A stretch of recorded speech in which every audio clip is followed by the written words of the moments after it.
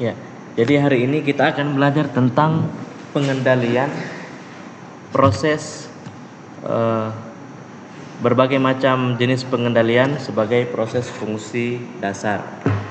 Nah, pertama ada pengendalian level. Satu fungsi dasar yang sangat umum dan sering menjadi masalah dalam proses. Jadi dalam proses itu salah satu yang sangat umum dan sering menjadi masalah itu adalah tinggi permukaan cairan, atau dalam hal ini kita berikan istilah level ya, pengendalian level. Nah, meskipun terdapat beberapa alasan untuk mengendalikan tinggi permukaan, karena kan kadang suatu proses di mana proses itu melibatkan suatu wadah, entah itu reaktor yang berisi cairan yang mesti diatur ketinggiannya, karena tetap harus ada ruang udaranya, harus ada ruang cairannya, sehingga tinggi permukaan cairan menjadi salah satu parameter yang harus dikendalikan. Nah, dalam kaitan dengan operasi dan dinamika proses, beberapa hal berikut menjadi dasar pertimbangan.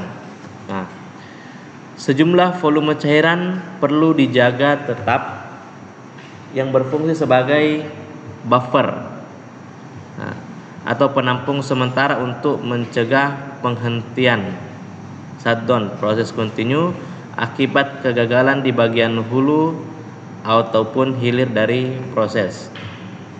Nah, jadi bisa jadi ketika semisalnya kita tidak, misalnya dia adalah aliran kontinu, nah, dari desainnya bukaan hulu dengan bukaan hilir membuat dia stabil misalnya.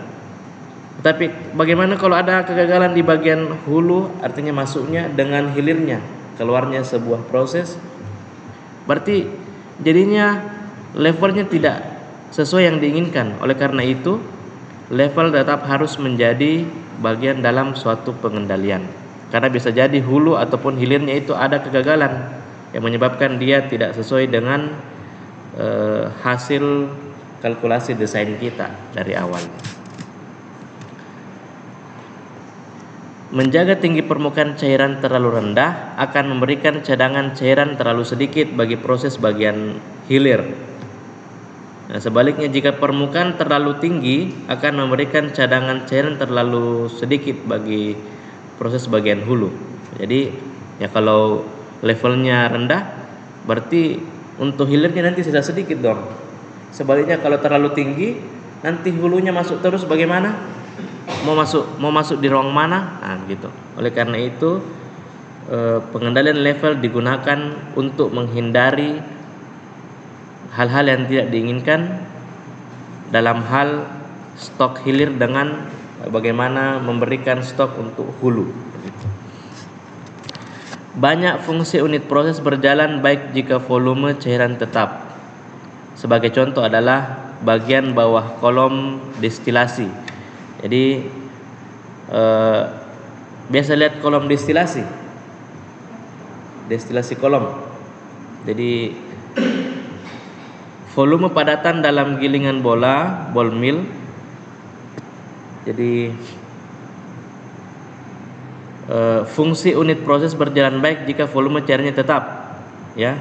Nah, seperti yang ini, bawah kolomnya destilasi, volume padatan dalam ball mill, tinggi permukaan cairan dalam tangki pencampur, reaktor tumpak atau batch. Ya, batch itu artinya dia sistemnya reaktornya ditampung dulu baru diproses. Tidak kontinu, jadi sekalian masuk proses selesai keluar. Nah, itu maksudnya reaktor batch ya, dan lain-lain. Nah, proses-proses ini biasanya memerlukan tinggi permukaan cairan yang dijaga secara ketat. Ya, karena ketatnya dia hanya boleh menyimpang sedikit. Ya, sedikit persentasenya dari set point. Nah, seperti itu. Pengendalian tinggi cairan dapat dipakai untuk memperhalus fluktuasi aliran dalam sistem bertingkat. Nah, jika aliran keluar dari satu unit menjadi masukan unit berikutnya, jadi maksudnya ini kalau misalnya ada sebuah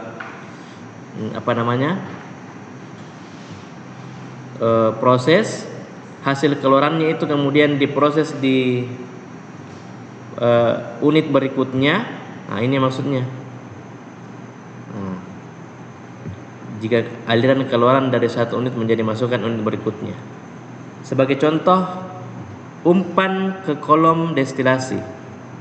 Agar operasinya berjalan baik, umpan tidak boleh berubah-ubah.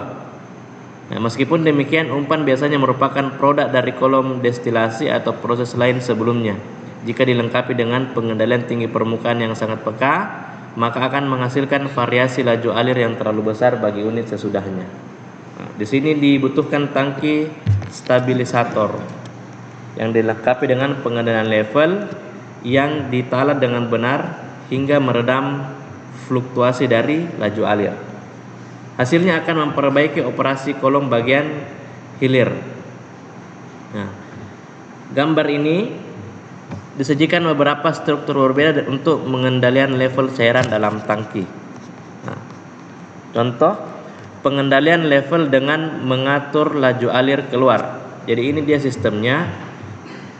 Aliran masuk itu tidak diberikan sistem pengendalian proses. Jadi ya ini secara manual diatur oleh operator.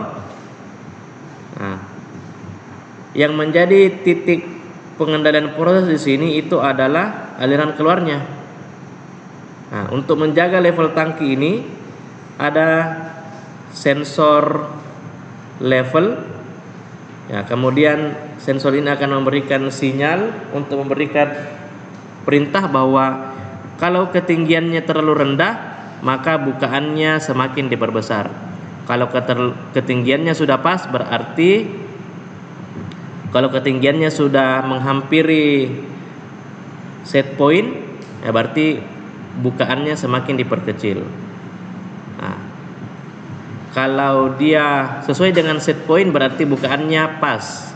Nah, jadi bukaan pas, bukaan besar dengan bukaan kecil itu tergantung dari pembacaan level pada tangki. Jadi yang dikendalikan ini adalah katup keluarnya.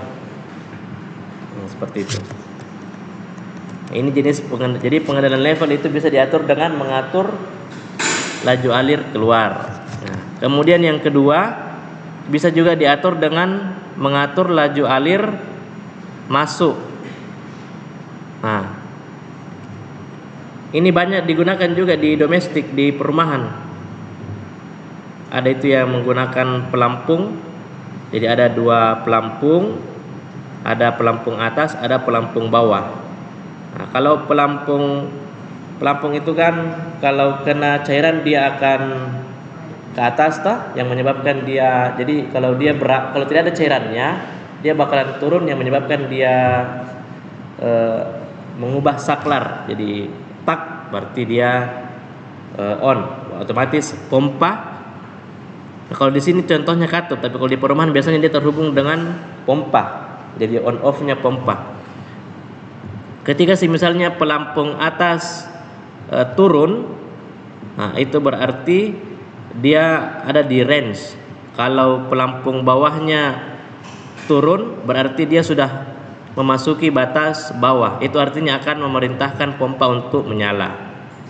Nah, ketika pompa menyala, akan menyala terus sampainya pelampung atas itu tidak turun, dia naik, sehingga pada saat dia naik saklarnya menjadi off sehingga mematikan pompa.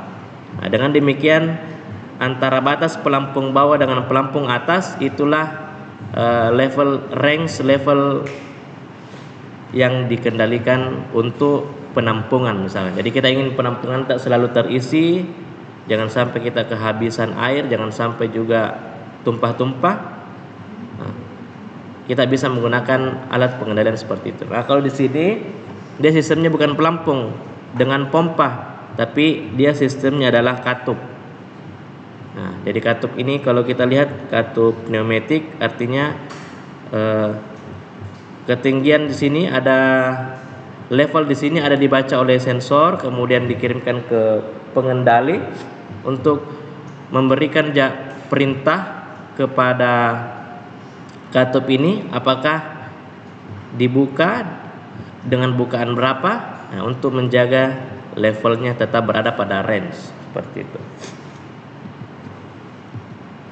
Nah, itu jadi bisa dengan laju alir keluarnya ataupun bisa dengan laju alir masuknya.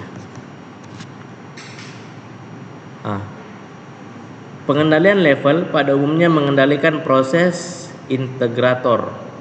Ini disebabkan karena cairan yang terakumulasi adalah jumlah integral dari perbedaan antara aliran masuk dan keluar. Nah, dalam kondisi nyata, tinggi permukaan biasanya bukan sebagai penentu laju alir masuk atau keluar. Lingkar pengendalian level biasanya banyak noise yang diakibatkan oleh golakan permukaan cairan. Jadi dalam pembacaannya, ketika misalnya ada permukaan cairan yang tidak stabil, biasanya dia ada terjadi gangguan pembacaan. Apalagi jika aliran masuk berada di atas permukaan cairan. Selain itu, noise juga dapat disebabkan oleh osilasi efek ketika kita menggunakan manometer U ya, antara cairan dalam tangki dan cairan dalam pipa sensor.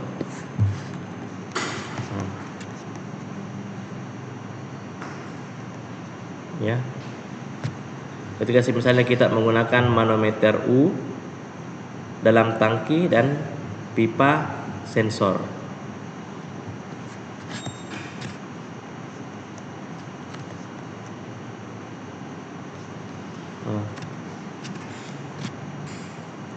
Kalau kita lihat gambar 421 ini yang pengendalian levelnya diatur dengan mengatur laju alir keluar, maka kita bisa melihat ya.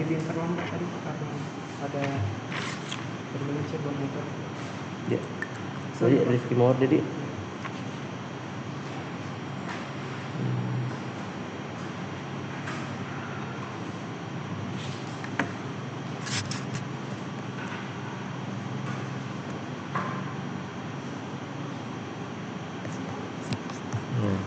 Kalau kita lihat pengendalian level ketika dikendalikan pada laju alir keluarnya dengan variabel pengendalian aliran keluar dan gangguan aliran masuk, penalaan parameter pengendali dimulai dengan menentukan konstanta waktu atau gain katup kendali.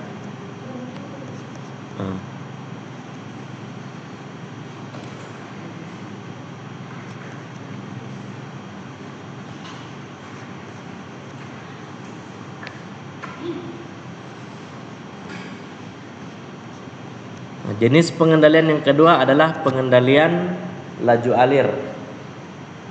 Ya, jadi selain level ada juga pengendalian laju alir. Nah, karakteristik lingkar, kalau pengendalian level kan biasa pada reaktor, tangki. Kalau pengendalian laju alir kira-kira biasanya pada apa? Misalnya apa? Misalnya steam, semakin banyak kita ingin membutuhkan steam yang bertekanan, berarti semakin diperbesar laju alir steam tersebut. Nah, contoh misalnya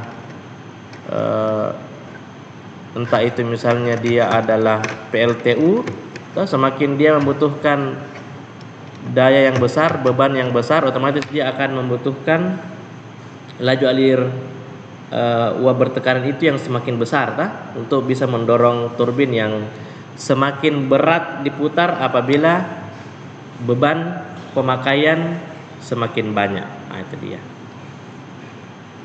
Nah, misalnya dalam pemanasan kita ingin suhunya 100, lantas suhunya masih 30, otomatis laju alirnya dulu dipercepat. Nanti pada saat suhunya 90 baru laju alirnya diperlambat lagi supaya steamnya tidak terlalu besar yang mengakibatkan nanti jangan sampai berlebihan suhu yang diinginkan. Nah, itu salah satu contoh pengendalian laju alir. Karakteristik lingkar pengendalian laju alir dipengaruhi oleh beberapa faktor, antara lain, jadi namanya laju alir berarti yang mengalir adalah fluida. Fluida apakah berupa fase cair, gas, ataupun dia mungkin campuran antara gas dengan cairan, berarti ada cair dan uap, ya, gas dan cairan, atau mungkin dia uap saja. Cara pengukuran yaitu bagaimana laju alir diukur. Jadi ada beberapa instrumen untuk mengukur laju alir. Nah, itu salah satu cara pengukurannya ya. Nah, kalau secara manual ya berarti kita buka dulu alirannya, kemudian kita tampung, kita nyalakan stopwatch. Misalnya dalam 1 menit dia berapa liter, itu berarti liter per 1 menit. Nah, itu cara pengukuran ya. Salah satu cara pengukuran laju alir yang manual. Iya. Contohnya dulu saya kerja, kemudian ada jagung yang mesti disemprot dengan suatu cairan yang membuat dia tahan, ya. Nah, kemudian laju alirnya itu kemudian dikendalikan. Nah, tetapi pada kenyataannya, kenapa jagungnya jadi tidak tahan? Nah, ini berarti ada kendala. Nah, salah satu ternyata kendalanya kemarin adalah nozzle-nya itu tersumbat. Nah, sehingga laju alirnya berkurang. Nah, oleh karena itu orang kimia ya harus cek kenapa ini. Makanya kita secara manual nih kita tampung, kita hitung 5 menit. Nah, dia tertampung berapa banyak. Nah, kita tahu ini ternyata rendah laju alirnya. Nah, pas cek per cek ternyata nozzle dari penyemprot bahan kimia tersebut itu ada penyumbatan, ada kerak, ada penyumbatan sehingga perlu diganti. Nah, seperti itu ya. Jadi orang-orang kimia, orang-orang teknik kimia itu mengambil peran di contoh-contoh peristiwa di industri seperti itu. Cara memanipulasi laju yaitu bagaimana aliran dimanipulasikan melalui elemen kendali akhir. Hubungan antara elemen kendali akhir dan perpipaan, kemudian jenis pengendali. Nah, itu faktor-faktor yang mempengaruhi laju alir. Nah, terlepas dari hal-hal tersebut, lingkar pengendali laju alir memiliki sifat relatif cepat. Dia tidak linear. Atau linear ya bisa dihitung dengan rumus linear itu Y sama dengan AX tambah B. Kalau dia tidak bisa dihitung dengan seperti itu berarti dia tidak linear. Nah, biasanya banyak kegangguan, noise ya.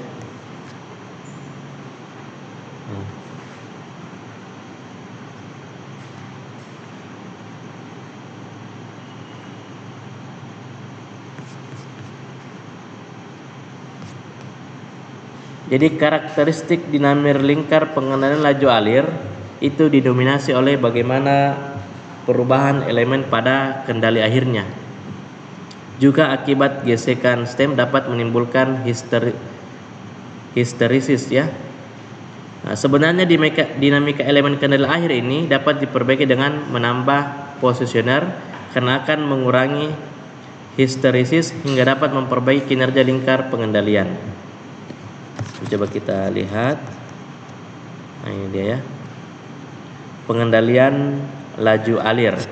Jadi ada sensor aliran yang akan membaca berapa Q-nya.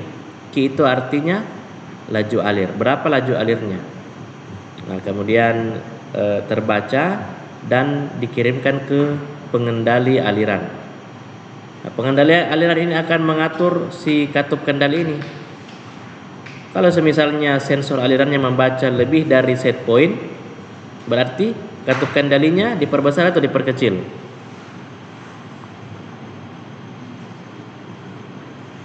Kalau sensor aliran membaca laju alirnya lebih besar dari set point, berarti katup kendalinya diperbesar atau diperkecil? Ya, diperkecil.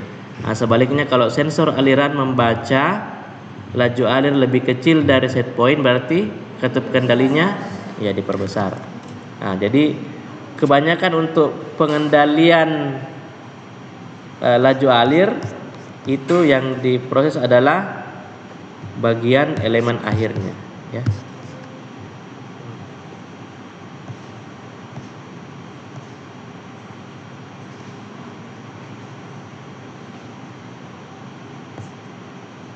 Nah, selain ketidakliniran tadi, banyak masalah noise pengukuran akibat turbulensi dalam pipa menambah masalah pengendalian. Tahu apa itu turbulensi? Kan ada aliran laminer, ada aliran turbulensi. Bagaimana membedakan itu? Ya, jadi kalau misalnya kita gambarkan itu dia lurus-lurus begini tak? Nah, jadi tenang alirannya tidak. Jadi kalau dia laminer kita bisa dia kayak bening, kita bisa lihat latarnya dengan jelas. Jadi misalnya ada aliran di sini laminer, kita bisa tetap melihat ini secara samar-samar karena dia kayak gelas bening begitu.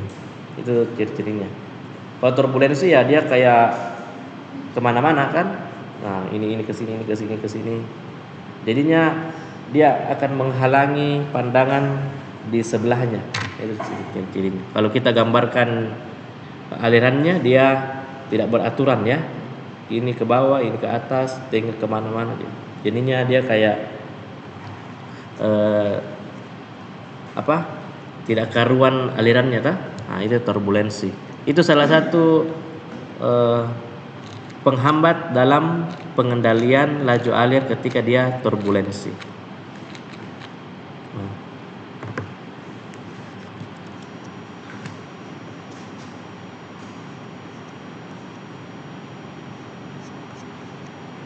Nah, kemudian jenis pengendalian berikutnya ada pengendalian suhu. Pengendalian suhu bertolak belakang dengan pengendalian laju alir.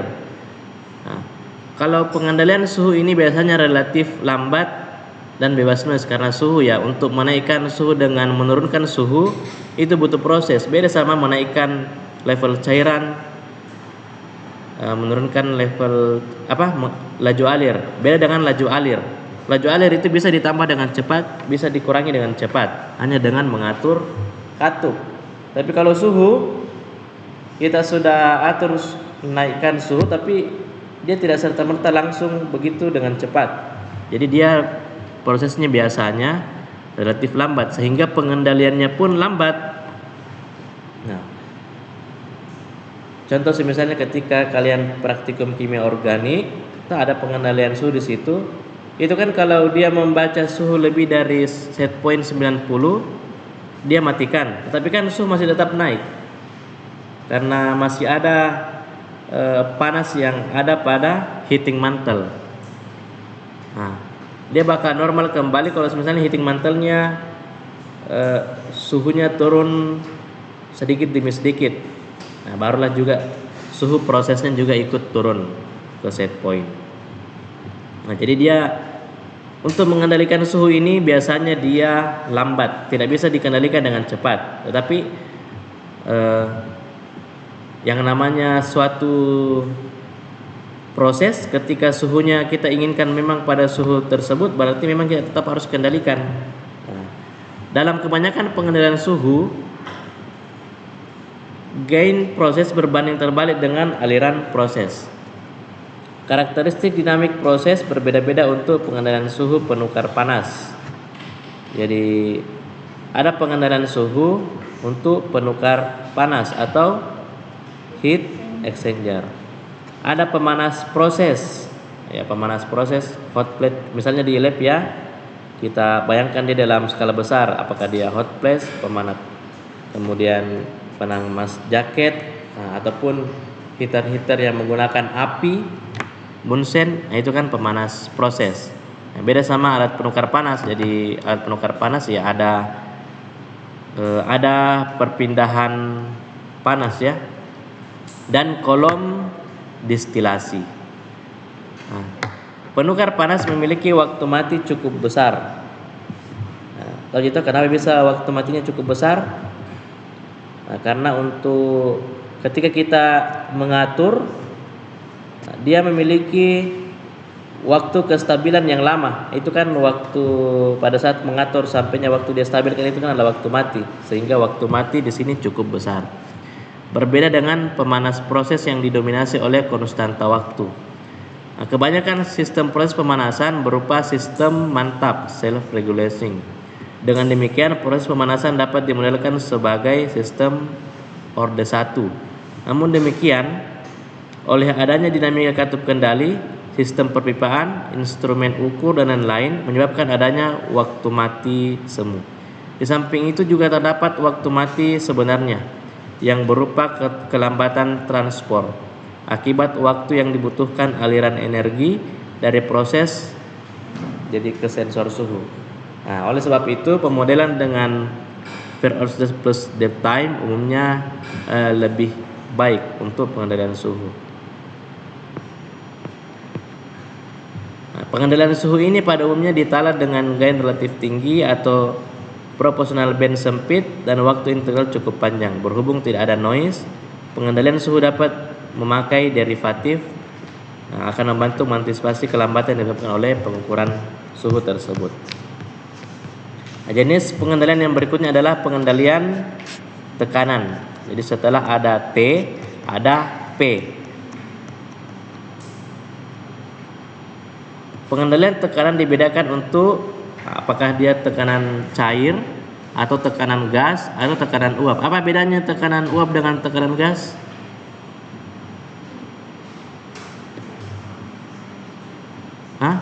Apa bedanya uap dan gas ini? Kenapa ada uap, ada gas?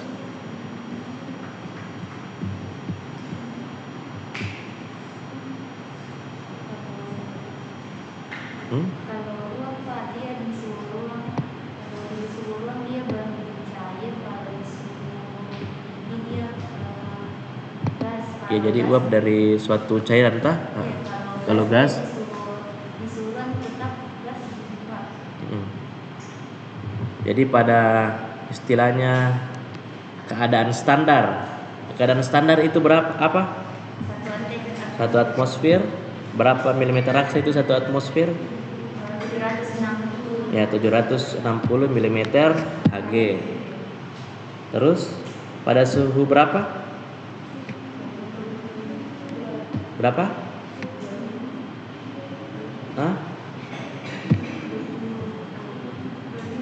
25 derajat Celcius. Nah, untuk tekanan aliran dibedakan antara regulator tekanan dan regulator tekanan balik. Balik regulator. Jika sensor tekanan terletak di bagian hilir katup kendali, ini, lingkar pengendalian disebut regulator tekanan. Sebaliknya jika sensor tekanan terletak di bagian hulu katup kendali, lingkar pengendalian disebut regulator tekanan balik. Jadi ini ya. Kalau sensor tekanan itu terletak di bagian hilirnya katup, jadi ini ada katup yang mengatur. Kemudian sensor tekanannya itu ada di setelahnya katup, artinya di hilirnya katup itu. Berarti dia masuk di regulator tekanan. Nah, kalau sensornya di sebelum katup pengendali tersebut, nah berarti dia masuk di regulator tekanan balik karena dia menghitung kalau ini menghitung berapa tekanan setelah katup, kalau ini menghitung berapa tekanan sebelum katup, artinya tekanan balik dari katup tersebut. Kan kalau misalnya katup ini diperkecil, otomatis tekanannya kan bertambah, tak? Itu kan namanya tekanan balik. Sebaliknya ini, kalau ini diperkecil, berarti tekanannya berkurang. Jadi kebalikannya, tak? Nah, jadi kedua ini, kalau keduanya ini diperbesar, berarti yang untuk bagian A laju alirnya semakin besar atau kecil? Besar. Kalau yang kiri kecil ya. Jadi kebalikannya, tak? Nah, itu untuk jenis pengendalian tekanan. Jadi kita bisa menggunakan kedua model ini, regulator tekanan atau regulator tekanan balik.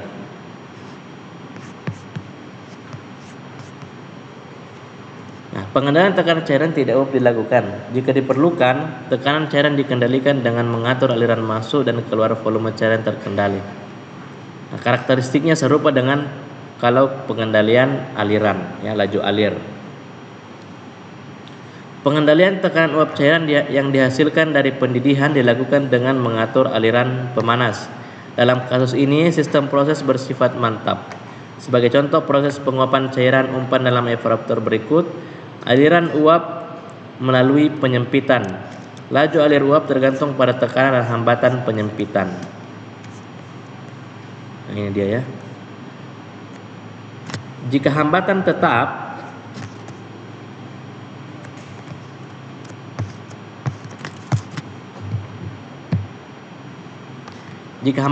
maka laju alir uap hanya tergantung pada tekanan dalam evaporator. Dalam kondisi demikian, setiap nilai tekanan uap akan menghasilkan laju alir tertentu. Apa bedanya evaporasi dengan distilasi?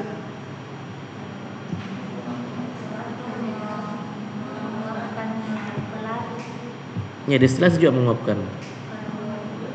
Tapi kalau destilasi lebih memisahkan. Evaporator juga memisahkan. Iya, evaporator destilasi sama-sama alat untuk memisahkan. Kapan saya harus menggunakan evaporator, kapan saya harus menggunakan destilasi dalam proses saya.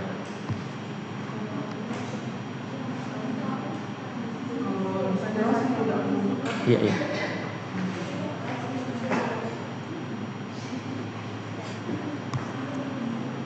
Ya, kalau evaporator, residunya yang kita mau ambil, evaporatornya anunya mungkin dibuang atau di apa, kalau mau dipakai kembali ya, tapi intinya residunya yang mau diambil, yang tinggal. Tapi kalau destilasi, uapnya yang mau diambil. Nah, jadi kalau minyak bumi, evaporasi atau destilasi? Destilasi karena hasil penyulingan yang mau diambil. Nah, aquades berarti hasil penyulingan yang mau diambil. Tapi kalau misalnya kita mau dia kadar airnya berkurang, pelarutnya kita mau kurangi, residunya yang kita mau ambil untuk di proses selanjutnya berarti evaporasi. Nah, jika hambatan tetap, maka laju alir uap hanya tergantung pada tekanan dalam evaporator contohnya. Dalam kondisi demikian, setiap nilai tekanan uap akan menghasilkan laju alir tertentu. Dengan kata lain, sistem proses akan selalu mencapai kestabilan baru. Jadi karakteristik pengendalian proses ini serupa dengan pengendalian suhu juga, sehingga bisa memakai gain proporsional besar dan waktu yang terlambat. Nah, kita lihat. Jadi ini ada umpan. Nah, umpan ini kalau kita lihat ini adalah proses pemanasan menggunakan steam. Nah,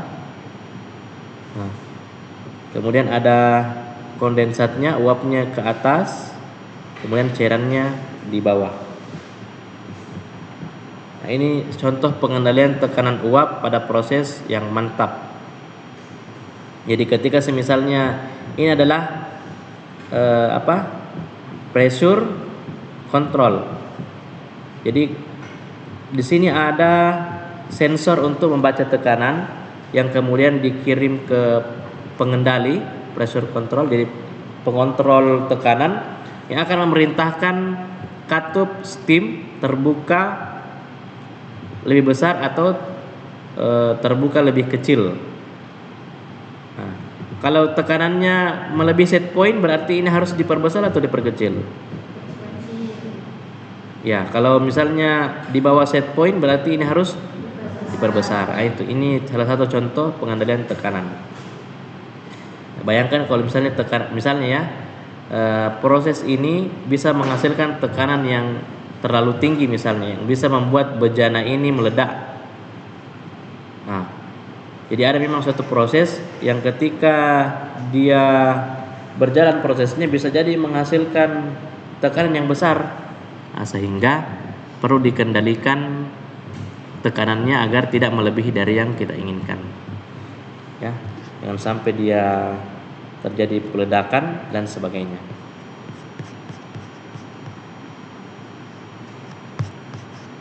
Ada juga pengendalian tekanan uap. Jadi kalau yang ini self regulating, ya. Nah, jadi ini ada tipe self regulating, ada juga non self regulating. Jadi ada umpan, nah, sama ada juga pressure control, pengendali tekanan ya, pengontrol tekanan yang akan memerintahkan steam terbuka tertutup. Tapi ada juga diatur pengendalian untuk bagian atasnya, uapnya. Jadi dua pengendalian di sini, ya. Kelihatan di sini tuh. Nah, kedua jenis pengendalian ini ikut membantu mengendalikan tekanan yang ada di dalam. Nah, karena sama-sama mengatur katup ini katup panas masuk. Nah, ini kan kalau uapnya kita lepas bisa juga mengurangi tekanan sehingga dia juga bisa mengendalikan tekanan. Nah, itu namanya non self regulating, artinya dia tidak mengendalikan sendiri dari sumbernya, tapi dia mengendalikan dari sumbernya dan ikut dibantu oleh dia tidak sendiri, dia dibantu oleh katup keluaran untuk yang uap, ya.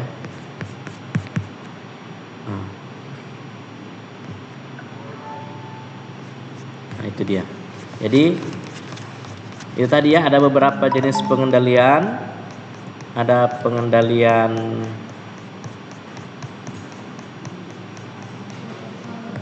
level. Pengendalian level itu bisa diatur aliran masuknya. Jadi ini yang aliran keluarnya dengan masuknya.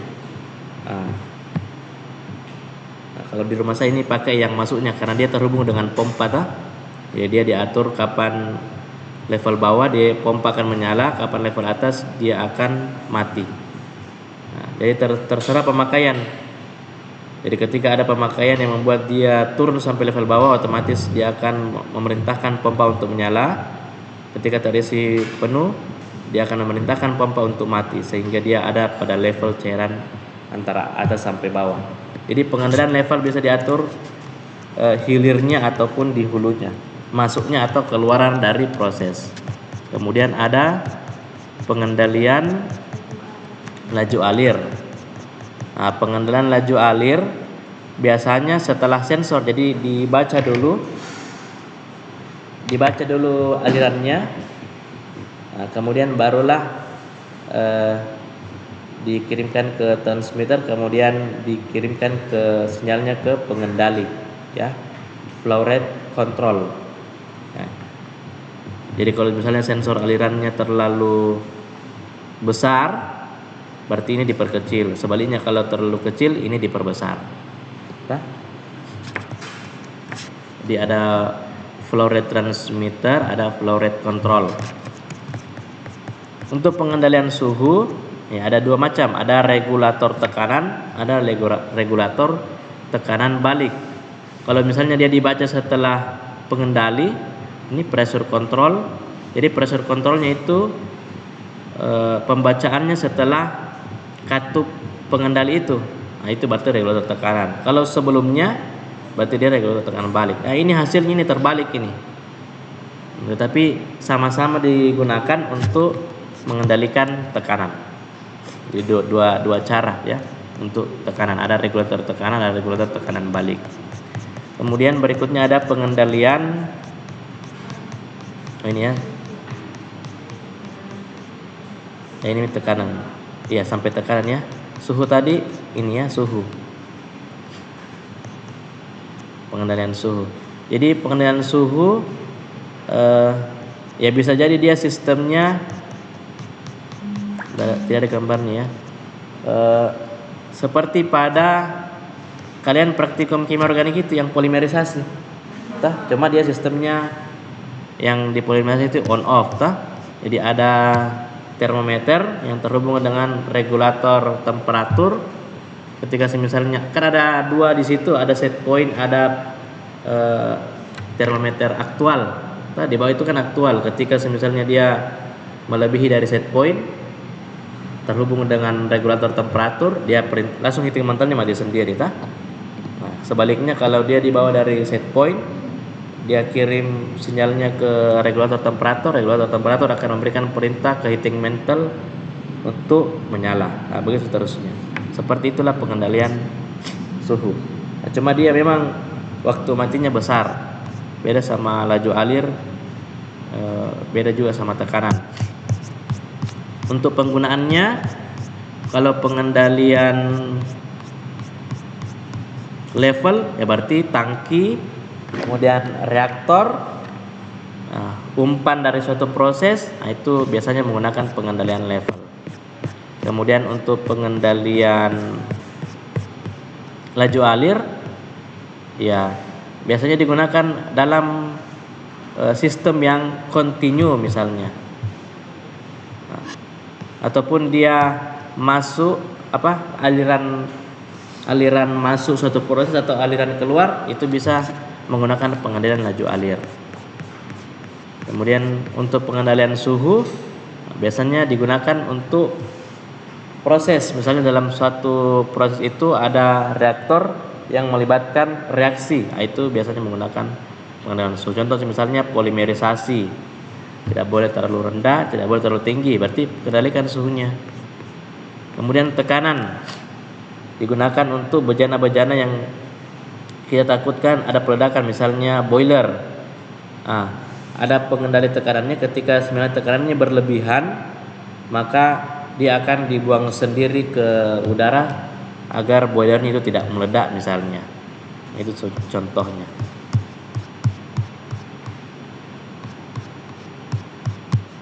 Ya. Ada yang mau ditanyakan? Nanti kalau di antara jam 9 sampai jam berapa nanti pengolahan limbah? Ya, di antara jam itu sampai jam 14.20 ada waktu kosong tak? Bisa kita hubungi Kak untuk diisi mata kuliah pengolahan limbah. Ibu Fajri masuk jam berapa? Hah? Oh iya, berarti Ibu Fajar dulu masuk. Nanti kalau misalnya ada waktu kosong itu, di antara itu bisa kita hubungi saya. Bisa absen simponi ya. Simponi.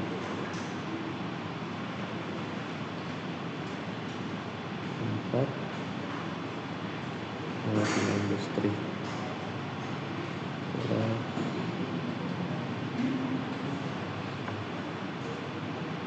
Kelas.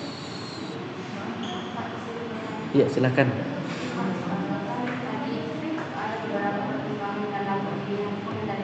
Ya.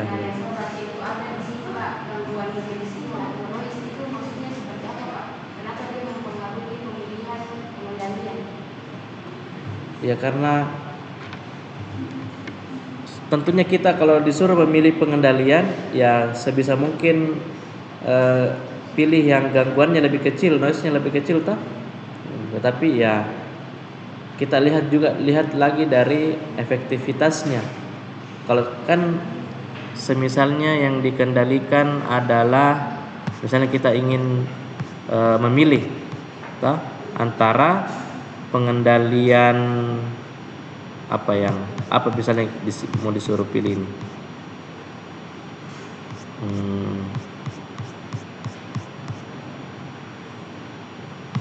Laju alir. Intinya ada pengendalian yang fungsinya ketika kita melakukan kedua pengendalian tersebut, fungsinya bisa mengendalikan proses tersebut. Nah, kita pilih dulu dari efektivitasnya, mana yang lebih efektif untuk mengendalikan proses tersebut. Nah, apakah jenis pengendalian ini atau yang ini. Setelah efektivitasnya, barulah kita cari di antara kedua itu mana yang paling noise-nya lebih sedikit. Kalau misalnya pengendalian level noise-nya lebih sedikit, ya pilih pengendalian level. Kalau laju alir, ya pilih laju alir. Nah, seperti itu. Jadi dilihat dari prosesnya, ya, seperti itu.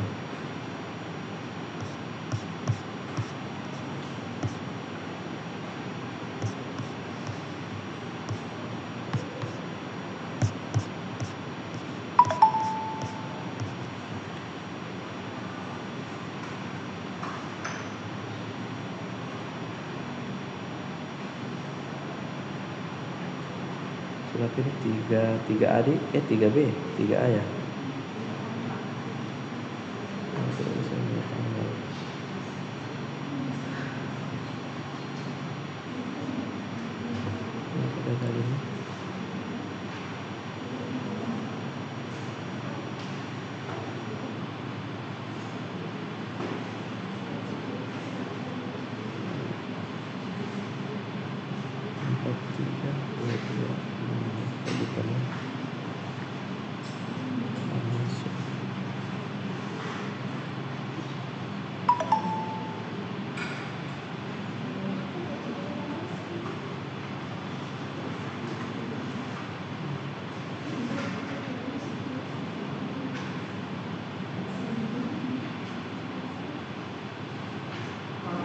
Y. Saya ingin bertanya Ya, silahkan. yang mengenai pengendalian tekanan Y. yang untuk proses self regulating saat manual Iya, self regulation. yang membedakan non dengan yang self regulating dengan non itu hanya ada pengendalian uap keluar. Iya, di sininya saja Pak, tapi Iya, keluar. Ini contohnya. Iya. yang membedakan ini padahal kan semuanya sama terus yang berbeda itu hanya pengendalian yang uap, terus dikatakan untuk yang tidak ada pengendalian di uap itu sebagai tekanan proses yang mantap. Maksudnya kenapa dikatakan ini self regulating? Kenapa ini bukan self regulating? Iya Bapak. Ya, Kalau dilihat tidak mungkin lebih bagus yang Hah? Maksudnya lebih bagus? iya, itu keduanya yang menjadi pembeda sebenarnya. Ya. Artinya self regulating ini self regulating dia hanya mengendalikan sumbernya. Jadi kan yang mengakibatkan ini ada tekanan apa? Apa yang menyebabkan ini ada tekanan? Karena umpannya kah atau karena apanya? Ya karena ini penyebabnya. Jadi dia mengendalikan penyebab itu. Jadi makanya dia mengendalikan sendiri penyebabnya itu. Makanya dikatakan regulating self. Tetapi ketika proses itu kompleks, lantas misalnya proses itu besar yang mengakibatkan ketika kita mengatur steam dia ada waktu mati yang agak lama, besar tuh waktu berarti besar, berarti gunakanlah non self regulating. Jadi tergantung ini prosesnya. Ada proses yang memang misalnya dia menghasilkan reaksi yang tidak menambah tekanan begitu besar. Ada juga proses yang reaksinya dia menghasilkan tekanan yang begitu besar, sehingga dia perlu bantuan. Dia tidak bisa mengatur dirinya sendiri dari sumbernya, tapi dia perlu segera dikeluarkan uapnya untuk mengurangi tekanan. Kan salah satu penyebab tekanan di sini kan kalau kita lihat uapnya, uapnya ketika uapnya terhimpun berlebihan, maka dia kan bisa dibantu dengan pengendalian outnya. Jadi bukan dari yang menyebabkan tekan itu naik, tetapi kita bantu dengan mengendalikan katup keluarannya. Kalau di sini kan tidak dikendalikan di sini. Bukan pengendalian otomatis di sini. Dia ya manual, katup biasa. Tetapi kalau di sini ya tekanan ini betul-betul dikendalikan oleh ini dan dibantu oleh ini. Jadi keduanya jalan. Jadi misalnya tekanannya berlebihan, ini langsung dikurangi, ini diperbesar. Nah, kalau ini kan sama, tetap. Misalnya tekanannya berlebihan, ini dikurangi. Tekanannya misalnya kurang, nah ini dilebihkan lagi. Tapi kalau di sini dua-duanya bekerja. Kalau tekanannya lebih dari set point, berarti ini diperkecil, sebaliknya ini diperbesar. Nah, kalau tekanannya kurang, ini diperbesar, sebaliknya ini bisa diperkecil. Atau dibuat sama juga boleh. Nah, tergantung apakah kita ingin menghasilkan proses yang begitu cepat. Kalau ingin begitu cepat berarti ya kita bisa atur juga ini cepat mengeluarkan uap. Tapi kalau prosesnya tidak boleh terlalu cepat juga, berarti kita bisa jaga saja ini saja dulu. Kecuali misalnya ini kewalahan, diatur ini lantas tidak turun-turun, berarti kita gunakan pengendali kedua. Jadi ini bekerja bersamaan ini. Makanya dia tidak mengatur dari sumbernya, tetapi dia mengatur dari dibantu dengan outputnya, output dari uapnya itu. Seperti itu. Iya, sama-sama.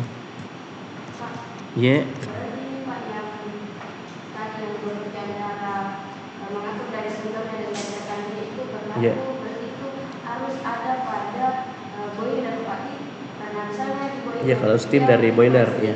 Iya. pada saat proses dia misalnya tiba-tiba dia tidak membutuhkan steamnya atau misalnya cukup di steamnya Pak, otomatis boiler akan menampung lagi steam tidak dikeluarkan, otomatis itu dikeluarkan melalui tekanannya yang Iya. tekanan itu Pak. Ya, dibuang lagi tekanannya itu. Jadi ada ini pengendali proses ini. Beda lagi pengendalinya boiler.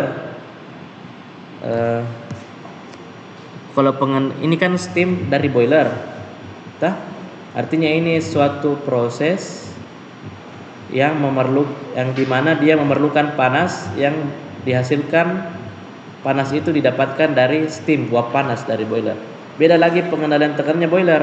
Kalau pengendalian tekanannya boiler, ya prinsipnya tergantung kebutuhan proses, tah? Kalau proses atau bisa jadi inilah yang menjadi katup boiler, tah? Jadi tetap sama, cuma kalau di boilernya nanti terlalu besar tekanannya, lantas di sini kecil, berarti harus ada pengendalian tekanan di boiler, harus dibuang kalau tidak meledak boilernya, tah? Seperti itu. Biasanya itu kalau di sini kita lihat sistemnya apa? Pneumatik, tah? Jadi ada yang membaca, ada yang mengatur, memerintahkan apakah ini diperbesar, diperkecil. Ada juga yang bukan sistem pneumatik tapi dia sistem pegas. Maksudnya ketika dia mendorong pegas terlalu besar, otomatis katupnya terbuka. Karena kan sudah melebihi batas. Jadi itu pegas menjadi standar ini dia, standar tekanan. Kapan dia mengalahkan tekanannya pegas, berarti pegasnya terdorong sampainya keluar itu tekanan boiler. Kapan dia tidak mampu lagi mendorong pegas, berarti tekanannya lagi masuk di standar. Kalau di perusahaan saya sebelumnya menggunakan pegas, jadi dia sistemnya pegas tuh jadi lebih ini. Ada juga, tapi lebih banyak menggunakan ini. Nah, cuma sistem pneumatik itu operator harus mempunyai kompresor ganda, bahkan 3 atau 4 atau 5. Kapan bermasalah dia? Bermasalah semua ini. Ini pakai pneumatik semua. Hancur proses kalau hanya gara-gara kompresornya bermasalah, tak? Jadi memang di industri itu lebih banyak menggunakan sistem pneumatik sekarang karena lebih murah dalam hal pembiayaan dibanding menggunakan listrik ataupun apalagi karyawan yang mesti membuka menutup. Dia jadi sistemnya dia ini kalau menutup membuka angin yang dorong, jadi membukanya dari arah terbalik terbuka, kalau menutup dari arah terbalik lagi.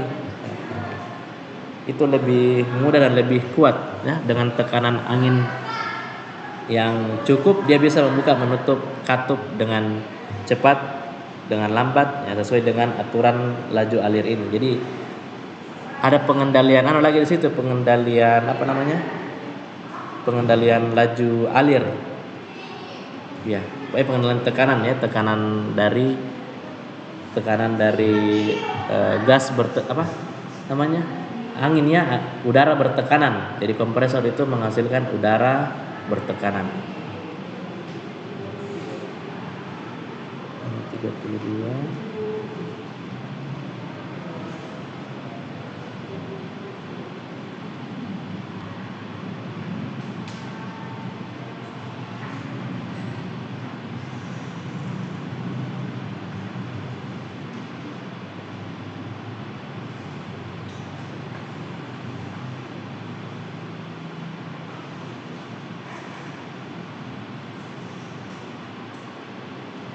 Ini terapkan.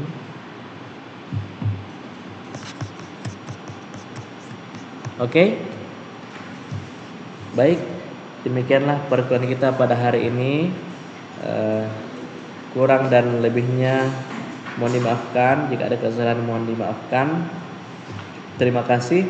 Wassalamualaikum warahmatullahi wabarakatuh.